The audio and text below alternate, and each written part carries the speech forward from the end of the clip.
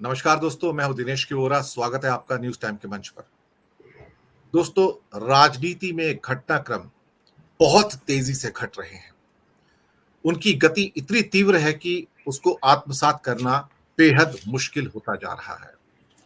पहले तो राहुल गांधी का पासपोर्ट नहीं बन रहा था, बहुत मुश्किल से उनको कोर्ट से परमिशन मिली और सुब्रमण्यम स्वामी तो कोर्ट में ये कह बैठे कि उन्हें पासपोर्ट की जरूरत ही क्या है। फिर तो सांस लेने की भी जरूरत क्या है जिंदा लेने के लिए, अगर पासपोर्ट की जरूरत नहीं है तो। बहुत सारी बातें हुई हैं। आप पहुंचे हैं वो सैन फ्रांसिस्को और वहां पे उन्होंने संबोधित किया है बहुत सारे लोगों को, जिसमें भारतीय भी हैं और विदेशी भी हैं। बहुत सारे प्रश्न पूछे गए हैं और उन प्रश्नों के जो जवाब हैं उसने आज भारतीय जनता पार्टी के नेताओं में तिलमिलाहट पैदा कर दी है। और फिर से वही पुराना राग जो कैम्ब्रिज के बाद आया था कि भारत का अपमान कर रहे हैं।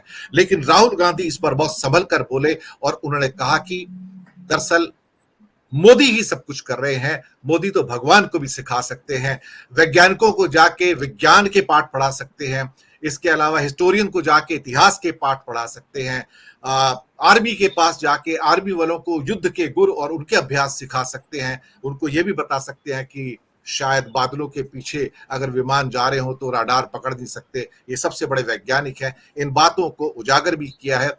बीजेपी और आरएसएस के ऊपर बड़ा हमला किया है, बड़ा हमला। और बीजेपी इससे तिलमिलाई हुई है। मैंने एक बात हमेशा पिछले कुछ दिनों से कही है और हमारे सभी विद्वान इस बात से सहमत होंगे कि कांग्रेस इस समय बहुत आक्रामक है।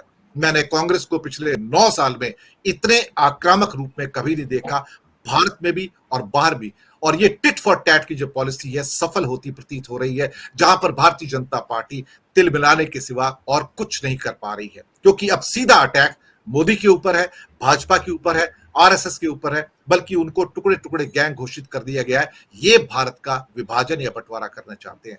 लेकिन उससे पहले एक छोटी सी दर्शक मित्रों आपको खबर दे दूं, बुरी खबर है। मैंने जिस दिन संसद का उद्घाटन हुआ था, उस दिन मैंने यहां पर एक प्रोग्राम किया था अखंड भारत पर, जो एक नक्शा लगा है नया खासतौर से पार्लियामेंट में, जिसमें अफगानिस्तान से लेके शायद म्यांमार से आगे कुछ भाग थाईलैंड के भी दिखा दिए गए, बांग्लादेश और नेपाल और खासतौर से श्रीलंका भी। ध्यान रहे, पहला सवाल उठकर आ गया, नेपाल की संसद से बवाल हुआ है। प्रश्न पूछे गए कि नेपाल के हिस्से जो है भारत के नक्शे में कैसे दिखाए गए, भले वो अखंड भारत है। कमाल की बात है कि भारत नाम का देश 1947 से पहले कभी नहीं रहा है। भारत नाम का कोई, क्या कहते हैं कि उपमहाद्वीप भी कभी नहीं रहा है। भारत देश का उदय या भारत नाम का उदय ही एक देश के रूप में 1947 के बाद है। उससे पहले जो एक फेमस नाम था वो क्या कहते हैं कि हिंदुस्तान था, या अंग्रेजों ने उसका नाम इंडिया रखा था। वो उसे किसी दूसरे नाम से नहीं बुलाते थे, वो गवर्नमेंट ऑफ इंडिया के नाम से ही जाना जाता था। लेकिन नेपाल की संसद से बड़ा बवाल हुआ है और उन्होंने प्रधानमंत्री प्रचंड दहल से कहा है, जो भारत की यात्रा पे आने जा रहे हैं, कि आप वहां पर जाकर प्रधानमंत्री मोदी से ये प्रश्न उठाइएगा कि नेपाल के हिस्से आपने अपने नक्शे के अंदर कैसे दिखा दिए और कैसे आपने वो नक्शा अपनी संसद के अंदर लगा दिया। अब मुद्दे पर वापस आते हैं। सैन फ्रांसिस्को के अंदर राहुल का मोदी पर बहुत बड़ा हमला, क्या मायने हैं इसके। सबसे पहले आज मैं अपने मेहमानों का तारुफ करवा देता हूं। हमारे साथ हैं आलोक भदौरिया जी, धनंजय कुमार जी, वीरेंद्र सेंगर जी, वरिष्ठ विश्लेषक और पत्रकार, और पहली बार हमारे साथ जुड़ रहे हैं वरिष्ठ पत्रकार हेमंत अत्री जी। सर, आपका बहुत बहुत स्वागत है, आप सबका स्वागत है। हेमंत जी पहली बार जुड़े हैं, आपका धन्यवाद कि आपने समय निकाला। आपके समय की बाध्यता है, आपको जल्दी जाना भी है। तो सबसे पहली ऑब्जर्वेशन और टिप्पणी मैं लूंगा आपसे। राहुल का जाना अमेरिका में और जाते ही पहला हमला सैन फ्रांसिस्को में, मुझे लगता है कि आने वाले कुछ दिनों में जब वो अमेरिका में रहेंगे तो ये हमले और उग्र होंगे और तीव्र होंगे और बीजेपी का तिल मिलाना इससे स्वाभाविक है। आपकी ऑब्जर्वेशन, आपकी टिप्पणी सर। दिनेश जी, देखिए, ये हमला नहीं है, ये एक नरेंद्र मोदी और उनकी सियासत को आईना दिखाया गया। आज जब सैन फ्रांसिस्को राहुल गांधी पहुंचे हैं 16 घंटे की फ्लाइट के बाद, तो आपको जानकर हैरानी होगी कि वो जो इमिग्रेशन का प्रोसेस है उसकी लाइन में वो 2 घंटे खड़े रहे। इससे पहले उनके पास डिप्लोमेटिक पासपोर्ट था और आज वो जब लाइन में खड़े थे तो तमाम लोगों ने कहा, क्योंकि नॉन फेस है तो बहुत सारे लोगों ने क्यू में कहा उनको कि साहब आप यहाँ क्यों खड़े हैं। तो उन्होंने कहा कि मैं एमपी नहीं रहा, मैं एक आम नागरिक हूँ, मैं आम नागरिक के तौर पे ही अपना इमिग्रेशन चेक कराऊंगा। और वहां से निकल करके वो बिना कोई विश्राम किए और कुछ के सीधे वहां पहुंचे। उन्होंने करीब 32 मिनट तक भाषण दिया और उसके बाद 8 सवाल भी लिए लोगों के। और जो जो सवाल लिए लोगों के, वो सारे इंडियन डायस्पोरा के थे, अलग अलग कम्युनिटी के थे, अलग अलग वर्किंग ग्रुप्स के। तो दिनेश जी, जो आज जो कुछ हुआ वहां पर, इसमें मेरे लिए कुछ अप्रत्याशित इसलिए नहीं है क्योंकि राहुल गांधी यही सब बातें कहते आए हैं बहुत पहले से। लेकिन आज जो उन्होंने चरित्र चित्रण कर दिया है नरेंद्र मोदी का, बिल्कुल ब्लैक एंड व्हाइट के अंदर, कि वो चीज क्या है। वो इतने सर्वज्ञानी है कि वो कुछ भी करने में सक्षम। वो भगवान को भी दुनिया चलाना सिखा सकते हैं, जैसा आपने कहा, वैज्ञानिकों को विज्ञान सिखा सकते हैं, फौजियों को युद्ध लड़ना सिखा सकते हैं, और तमाम तरह की चीजें। क्या ये सच नहीं है? क्या नरेंद्र मोदी जी का जो ऑरा क्रिएट किया गया है मार्केटिंग के जरिए, क्या यही नहीं है? वो आज तक उन्होंने इतनी विदेश यात्राएं की है, और विदेश यात्रा में एक प्रोटोकॉल होता है कि दोनों हेड ऑफ स्टेट, चाहे वो सिंबॉलिकली 2 क्वेश्चन लें, वो 2 क्वेश्चन जरूर लेते हैं, ज्वाइंट स्टेटमेंट होती है, आमतौर पे प्रोटोकॉल है, इंटरनेशनल प्रोटोकॉल। क्या आपने नरेंद्र मोदी जी को कभी विदेश की धरती पर आज तक कोई सवाल का जवाब देते हुए देखा है किसी का? सच है या गलत है? और आज राहुल गांधी ने जो कुछ किया वहां पर, वो बिना टेलीप्रॉम्प्टर के था, बिल्कुल सेम जैसे लंदन में था। तो जिस आदमी को आपने अरबों खरबों रुपए लगा दिए मीडिया के अंदर इन्वेस्टमेंट के तौर पे, और दिनेश जी, मैं ये बहुत ही ना अधिकार के साथ कह सकता हूं, पूरी जानकारी होने के कारण, कि जितना पैसा नरेंद्र मोदी जी की इमेज को बिल्डअप करने के लिए लगाया गया है बीजेपी और सारे सिस्टम के द्वारा, उतना ही पैसा राहुल गांधी को पप्पू साबित करने के लिए भी लगाया गया है। इसमें कोई बहुत फर्क मत मानिएगा आप। एक व्यक्ति जो इतनी बड़ी यूनिवर्सिटी से एमफिल करके आया है तमाम चीजों पे, और सारे का सारा उसका एक दर्शन है अपना, उस व्यक्ति को आप ओवरनाइट पप्पू नहीं बना सकते। उसके लिए बहुत सतत आपको इनपुट्स डालने पड़ते हैं, वो तमाम उसके जो फोटोशॉप्स और ये तमाम चीजें करनी पड़ती है। लेकिन आज उन्होंने बिना टेलीप्रॉम्प्टर की मदद के जिस तरीके से स्वतः स्फूर्त सारी बातें कही, और एक और कमाल देखा मैं जब एक उनका देख रहा था लाइव, उसमें एक बड़ा कंटेंशियस सवाल आया, जो अभी हमारा दोबारा डिलिमिटेशन होना है और लोकसभा की 888 सीटें हो जानी है। बहुत ही कंटेंशियस था। मैं देखना चाह रहा था कि राहुल गांधी यहां फंसेंगे। वो बहुत ही चतुराई से उस क्वेश्चन को साइड स्टेप कर गए, ये कहते हुए कि मुझे इस बारे में बहुत सारी न्यूएंसेस को अभी समझना पड़ेगा, इसके पैरामीटर्स क्या हैं, तमाम चीजें। तो ये कहीं ना कहीं उनकी एक मेच्योरिटी जो आई है over a period of time, चाहे वो पदयात्रा के दौरान कहिए, लोगों से संवाद के जरिए कहिए, या वो और ओपन अप हुए हैं, अपनी पर्सनैलिटी को और डेवलप कर रहे हैं, उसका ये परिणाम है कि वो इतने कंटेंशियस सवाल पर, अदरवाइज कोई भी नेता जंप करके उसमें कोई ज्ञान देता अपना, वो धीरे से उस क्वेश्चन को बहुत ही चतुराई से साइड स्टेप कर गए। उसके अलावा उन्होंने जो नरेंद्र मोदी का जो चरित्र चित्रण किया, उससे स्कैदिंग कुछ हो नहीं सकता, और उससे सच भी कुछ नहीं हो सकता। और जो बीजेपी और आरएसएस की जो विचारधारा है over a period of time, अगर आप देखेंगे, वैसे तो शुरू से ही है, लेकिन इस पूरे दौर में जब कर्नाटक के अंदर जो उन्होंने बजरंगबली और जिस तरीके से बजरंग दल को जोड़ा था और सारी चीजें की थी, मतलब कोई ऐसा शब्द, कोई ऐसा विशेषण नहीं बचा है जिसको प्रयोग करके नरेंद्र मोदी जी ने अब तक अपने 9 साल के कार्यकाल में माइनॉरिटीज को और डिफरेंट एथनिक ग्रुप्स को हर्ट ना किया हो। तो आज राहुल गांधी ने उसको कंपाइल करके बताया कि किस तरीके से हर एक ग्रुप जो है वो उनके निशाने पर है, कोई आज है कोई कल है, depending upon the situations and depending upon the needs. तो दिनेश जी, आज जो कुछ ये हुआ है, इसमें 2-3 चीजें बड़ी साफ है। जैसा आपने कहा, ये कांग्रेस की आक्रामकता नहीं है, they intend to pay him back in the same coin as they were doing earlier. BJP तो अब उनके now they are on the receiving end।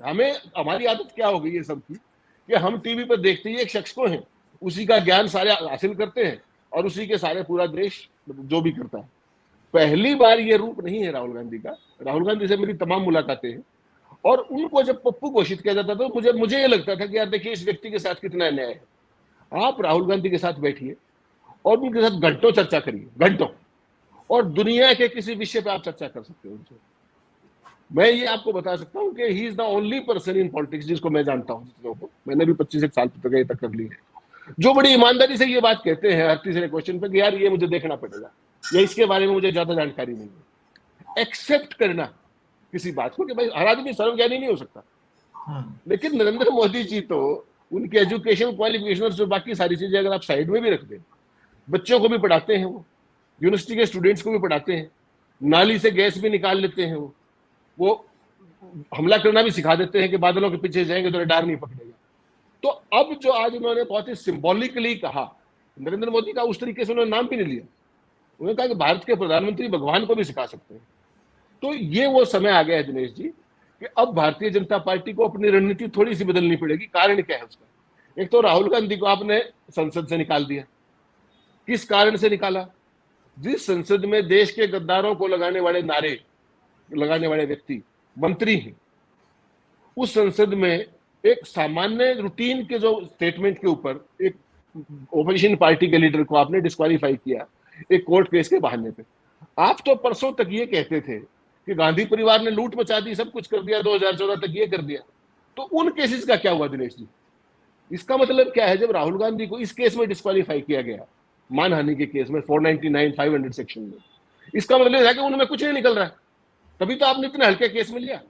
और पूरी दुनिया ये देख रही है कि किस तरीके से उसको डिस्क्वालीफाई किया गया है, किस तरीके से उनको बिलिटिल किया गया है, किस तरीके से उनको फायरिंग लाइन में लिया गया है। वो सारी चीजें अब बीजेपी को हॉन्ट करेंगी, वापस आकर उन्हीं के शब्दों में, उन्हीं की कमियों पे। और today he has hit very hurts the most, he has targeted their own leader, और उन बातों पे किया है जिसपे बीजेपी के पास बहुत ज्यादा जवाब नहीं है, नथुने फुलाने के अलावा। नाक फुला के, वो कहते हैं ना, ह्यूमिलिटी के साथ में कह रहा हूं, तो आज उनके पास नथुने फुलाने का ही मौका नहीं, क्योंकि जो उन्होंने कहा वो नरेंद्र मोदी सारा कर चुके हैं। अब जो आक्रामकता की बात है, चूंकि चुनाव आ रहा है, राहुल गांधी को अपनी पर्सनैलिटी दो तरीके से बिल्ड करनी पड़ेगी। एक तो people of the masses from the masses, वो उन्होंने एक पदयात्रा से कर दी है, दूसरी पदयात्रा की तैयारी चल रही है ईस्ट टू वेस्ट। और मणिपुर में जिस तरह की जो चीजें हो रही हैं, पिछले 3 तारीख से लेकर के ये समय आ गया, गृह मंत्री को परसों जाने का मौका मिला है, इसमें भी कांग्रेस पार्टी को मुझे लगता है और ज्यादा अपनी मीटिंग वो लीडर्स भेज करके, कल राष्ट्रपति से भी मिले हैं। तो मेरा कहने का मतलब ये है कि जो जो फॉल्ट लाइंस बीजेपी की हैं, उनको अब कांग्रेस पार्टी बहुत गंभीरता से हिट करने वाली है। और यही समय भी है, क्योंकि चुनाव में बहुत ज्यादा वो नहीं है, दूरी नहीं है। और ये सारे मुद्दों का जो टेम्पो बनेगा, जो टेम्परामेंट बनेगा, जो नैरेटिव बनेगा, उसको बनाने की ठीक दिशा में कांग्रेस पार्टी चल पड़ी है। और इस यात्रा में तो अभी आज तो पहला कार्यक्रम था, अभी 6 दिन राहुल गांधी वहां है, और हर दिन कोई ना कोई इस तरह की इवेंट है। तो बीजेपी के पास अब केवल सहलाने के अलावा अपने जख्मों को बहुत ज्यादा कुछ नहीं होगा। या फिर वो तर्क पे तो कभी बात करते नहीं, वो कुतर्क करेंगे। आप मुझे बताइए, हिंदुस्तान के तमाम लीडर से, वो बीजेपी के हो चाहे तमाम पार्टियों के, विदेशों में आज से नहीं जा रहे, 47 से जाते आ रहे। और जो लीडर जिस पार्टी का है, वो अपनी बात को तो आर्टिकुलेट करता ही है, अपनी विचारधारा को, अपने व्यू पॉइंट को। जिस तरीके से उनको पार्लियामेंट में बोलने नहीं दिया गया, वो लंदन वाली बात पे, ऑक्सफोर्ड वाली बात पे अपना स्पष्टीकरण देना चाह रहे थे, उनको वो भी अवसर नहीं दिया और डिस्क्वालीफाई किया गया सीधा सीधा। तो अब उनको किस बात से डिस्क्वालीफाई करोगे? आप देश से तो निकाल नहीं सकते। और जो वो कह रहे हैं वो सच्चाई कह रहे हैं। तो भारतीय जनता पार्टी को उसी के जो कारनामे हैं राहुल गांधी को लेकर के, वो समय आ गया कि all these issues will haunt them and they will haunt them very badly. ये मैं कहना चाह रहा था। आपके जाने से पहले एक छोटा सा सवाल और पूछ लेता हूं, आपकी समय की बाध्यता है, मैं सम्मान करता हूं उसका।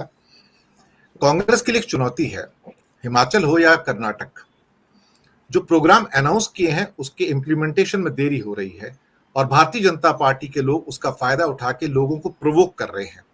मुझे लगता है कि ये स्थिति नहीं आनी चाहिए, और कांग्रेस को इस बात का ज्ञान होना चाहिए। अगर कोई चीज अनाउंस कर दी गई है तो उसको बहुत जल्दी 2-3-4 हफ्तों के अंदर अंदर एक प्लान बना के लोगों के सामने लेके आओ कि इस तारीख को हम इम्प्लीमेंट कर देंगे। I think there Congress is lacking. छोटा कमेंट आपसे। दिनेश जी, इसमें कुछ ऐसी कोई बड़ी बात नहीं है। एक बात बताइए मुझे, जो भारतीय जनता पार्टी कर्नाटक में अभी तक लीडर ऑफ अपोजिशन नहीं दे पाई, वो क्या बात कर रही है? आप समझिए बात को। मैं एडमिनिस्ट्रेशन में भी रहा हूं 5 साल। एडमिनिस्ट्रेशन की अपनी न्यूएंसेस होती हैं। आप किसी को कोई लाभ देने जा रहे हैं, ये छोटी स्कीम्स नहीं है, they will run into thousands of crores. इनके तमाम क्राइटेरिया बनने हैं, इनके तमाम पैरामीटर्स बनने हैं, there has to be a policy. चुनाव में एक बात की घोषणा करना एक बात होता है, उसको लागू करने के लिए तमाम सिस्टम इन प्लेस होगा, उसके लिए पॉलिसी। मुझे बताइए, आप बस सदभरी बस यही मैं कांग्रेस को एडवाइस करना चाह रहा था कि जब आप ये घोषणा करते तो ये कहें कि अगर हम सत्ता में आते हैं तो सत्ता के आने के 45 दिन के अंदर अंदर हम इस उद्घोषणा को करेंगे, क्योंकि लोग एक्सपेक्ट करते हैं कि आज आए और कल शुरू हो जाएगा। आजकल लोग क्या बर्गर संस्कृति में है, इधर पैसे दिए, 100 का नोट दिया, उधर बर्गर लिया। लोग बैठ के इंतजार करने को तैयार नहीं है। मैं आपको बताऊं दिनेश जी, एक सदिच्छा हो सकती है, एक व्यवहारिकता हो सकती है। जब आप चुनाव में भाषण देते हैं तब तो आप ये भी कहते हैं कि पहली कैबिनेट में हम ये कर देंगे, कहा उन्होंने, और जिस दिन शपथ थी उस दिन भी कहा। मेरी केवल दूसरी, मैं कह रहा हूं जब एडमिनिस्ट्रेटिव न्यूएंसेस हैं, उसके जब उनकी पहली कैबिनेट की मीटिंग हुई उन्होंने अपना इंटेंट साबित कर दिया कि हम ये सब करने जा रहे हैं, ऑल 5 प्रॉमिसेस। उनको अगर अच्छा होता, जैसा आपने कहा कि वो कहते हैं कि हम 1 महीने के अंदर will come up with A blueprint, वो एक अच्छी बात होती। लेकिन एक डेट जो होती है सर, इंप्लीमेंटेशन की डेट है, मैं 45 डेज में इस तारीख को इंप्लीमेंट कर दूंगा इसको, तो उससे क्या लोगों को भी एश्योरेंस रहती है, और आपको क्या है कि you don't cut the sorry finger also. Then Dinesh ji एक मिनट और दीजिएगा मुझे। इस देश के अंदर हर सिर पे छत मिलनी थी 2022 तक, किसानों की आय भी दुगनी होनी थी। आप वाले 15 लाख ही बचे हुए, मैंने सुबह पूछा था आपसे, आपके 15 लाख भी नहीं आए अभी तक। और बहुत सारी ऐसी चीजें हैं जो नरेंद्र मोदी जी ने जो सब्ज बाग दिखाए थे इस देश को, इस देश के 140 करोड़ लोगों में से 83.60 करोड़ लोग 5 किलो अनाज पे है साहब। ये वायदा करके आए थे क्या आपके 9 साल के शासन में 14 करोड़ लोग वापस बीपीएल के नीचे चले गए, क्या ये आप प्रॉमिस करके आए थे क्या? मेरे कहने का मतलब ये है कि ठीक बात है, आपने कहा वो जो आपने कहा कांग्रेस पार्टी के लिए वो हर एक पार्टी पे लागू होना चाहिए कि जो आप कह के आए उसको लागू करें, डेट बताओ। लेकिन इनसे भी तो कोई सवाल पूछने वाला हो कि जिनके पास कोई लीडर वो पोजीशन जब तक नहीं बना, आप मुझे बता दीजिए ना। और वो उन सरकार को ये कह रहे कि आप ये 6.5 करोड़ लोगों के लिए, ये अरे भाई उस चीज के लिए समय लगता है, और कांग्रेस पार्टी के लिए अच्छा होगा कि वो जितना जल्दी हो सके they should come out with a blueprint, और उसमें डेट बता दे कि इस डेट से सारी चीजें लागू हो जाएंगी, इसमें दिक्कत नहीं है। लेकिन देश तो सवाल के जवाब वो भी मांगता है जो नरेंद्र मोदी जी ने समझबाग दिखाए थे, 2014 में भी दिखाए थे, 2019 में भी दिखाए थे, उस पर भी सवाल होना चाहिए। बिल्कुल।